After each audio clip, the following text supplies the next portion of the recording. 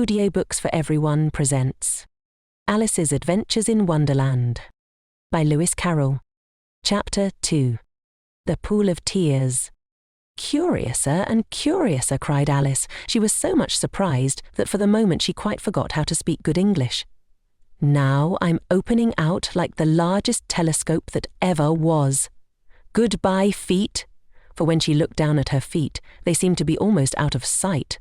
They were getting so far off. Oh, my poor little feet.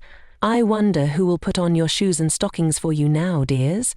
I'm sure I shan't be able. I shall be a great deal too far off to trouble myself about you. You must manage the best way you can. But I must be kind to them, thought Alice. Or perhaps they won't walk the way I want to go. Let me see. I'll give them a new pair of boots every Christmas. And she went on planning to herself how she would manage it. They must go by the carrier, she thought, and how funny it'll seem sending presents to one's own feet, and how odd the directions will look. Alice's right foot, Esquire. Hearthrug near the fender, with Alice's love. Oh dear, what nonsense I'm talking. Just then her head struck against the roof of the hall.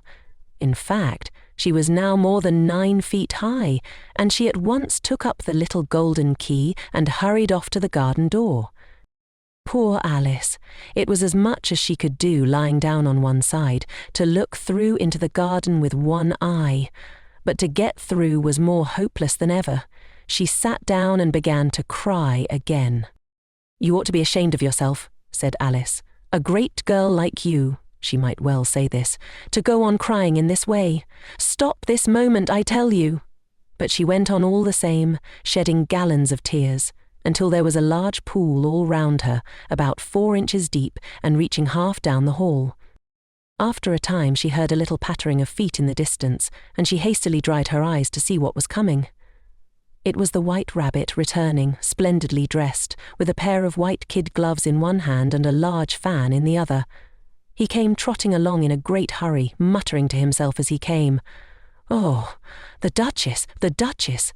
Oh, won't she be savage if I've kept her waiting? Alice felt so desperate that she was ready to ask help of anyone. So, when the rabbit came near her, she began in a low, timid voice, "If you please, sir." The rabbit started violently, dropped the white kid gloves and the fan, and scurried away into the darkness as hard as he could go. Alice took up the fan and gloves, and as the hall was very hot, she kept fanning herself all the time she went on talking. Dear, dear, how queer everything is today. And yesterday things went on just as usual. I wonder if I've been changed in the night. Let me think. Was I the same when I got up this morning? I almost think I can remember feeling a little different. But if I'm not the same, the next question is, who in the world am I? Ah, that's the great puzzle. And she began thinking over all the children she knew that were of the same age as herself, to see if she could have been changed for any of them. I'm sure I'm not Ada, she said, for her hair goes in such long ringlets and mine doesn't go in ringlets at all, and I'm sure I can't be Mabel, for I know all sorts of things, and she knows such a very little. Besides, she's she and I'm I, and oh dear, how puzzling it all is. I'll try if I know all the things I used to know. Let me see, 4 times 5 is 12, and 4 times 6 is 13, and 4 times 7 is... Oh dear, I shall never get to 20 at that rate. However, the multiplication table doesn't signify. Let's try geography. London is the capital of Paris, and Paris is the capital of Rome, and Rome... No, that's all wrong, I'm certain. I must have been changed for Mabel. I'll try and say, how doth the little... And she crossed her hands on her lap as if she were saying lessons, and began to repeat it, but her voice sounded hoarse and strange, and the words did not come the same as they used to do. How doth the little crocodile improve his shining tail, and pour the waters of the Nile on every golden scale? How cheerfully he seems to grin, how neatly spread his claws, and welcome little fishes in, with gently smiling jaws. I'm sure those are not the right words, said poor Alice, and her eyes filled with tears again as she went on. I must be Mabel after all, and I shall have to go and live in that poky little house and have next to no toys to play with, and ever so many lessons to learn. No, I've made up my mind about it. If I'm Mabel, I'll stay down here. It'll be no use their putting their heads down and saying, 'Come up again, dear.' I shall only look up and say, 'Who am I then?' Tell me that first, and then if I like being that person, I'll come up. If not, I'll stay down here till I'm somebody else. But, oh dear," cried Alice with a sudden burst of tears, "I do wish they would put their heads down. I am so very tired of being all alone here." As she said this, she looked down at her hands and was surprised to see that she had put on one of the rabbit's little white kid gloves while she was talking. "How can I have done that?" she thought. "I must be growing small again." She got up and went to the table to measure herself by it, and found that, as nearly as she could guess, she was now about 2 feet high and was going on shrinking rapidly. She soon found out that the cause of this was the fan she was holding, and she dropped it hastily, just in time to avoid shrinking away altogether. "That was a narrow escape," said Alice, a good deal frightened at the sudden change, but very glad to find herself still in existence. "And now for the garden." And she ran with all speed back to the little door. But alas, the little door was shut again, and the little golden key was lying on the glass table as before. "And things are worse than ever," thought the poor child, "for I never was so small as this before, never, and I declare it's too bad that it is." As she said these words, her foot slipped, and in another moment, splash, she was up to her chin in salt water. Her first idea was that she had somehow fallen into the sea, and in that case I can go back by railway, she said to herself. Alice had been to the seaside once in her life, and had come to the general conclusion that wherever you go to on the English coast, you find a number of bathing machines in the sea, some children digging in the sand with wooden spades, then a row of lodging houses, and behind them a railway station. However, she soon made out that she was in the pool of tears, which she had wept when she was 9 feet high. "I wish I hadn't cried so much," said Alice, as she swam about trying to find her way out. "I shall be punished for it now, I suppose, by being drowned in my own tears. That will be a queer thing, to be sure. However, everything is queer today." Just then she heard something splashing about in the pool a little way off, and she swam nearer to make out what it was.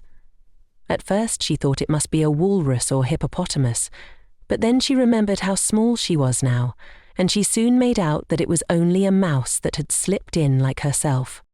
Would it be of any use now, thought Alice, to speak to this mouse? Everything is so out of the ways down here that I should think very likely it can talk. At any rate, there's no harm in trying.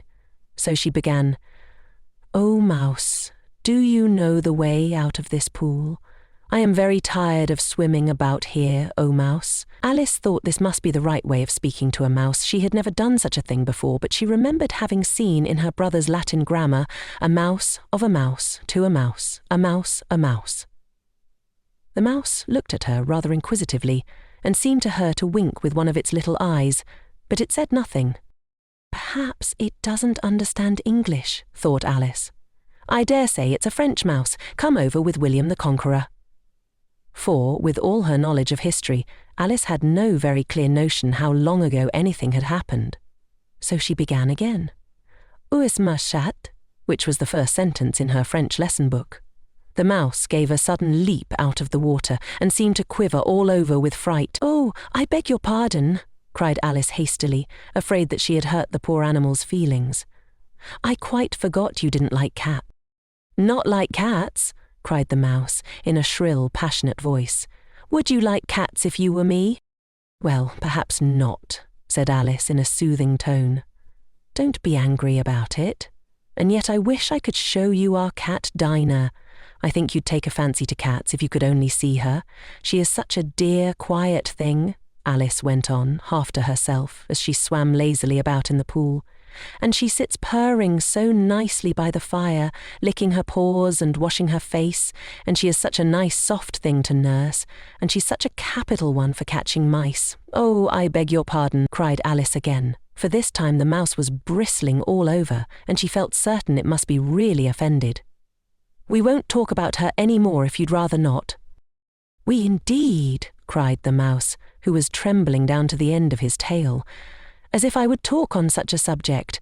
Our family always hated cats, Nasty, low, vulgar things. Don't let me hear the name again." "I won't indeed," said Alice, in a great hurry to change the subject of conversation. Are you fond of dogs?" The mouse did not answer, so Alice went on eagerly. "There is such a nice little dog near our house I should like to show you. A little bright-eyed terrier, you know, with such long curly brown hair, and it'll fetch things when you throw them, and it'll sit up and beg for its dinner, and all sorts of things. I can't remember half of them.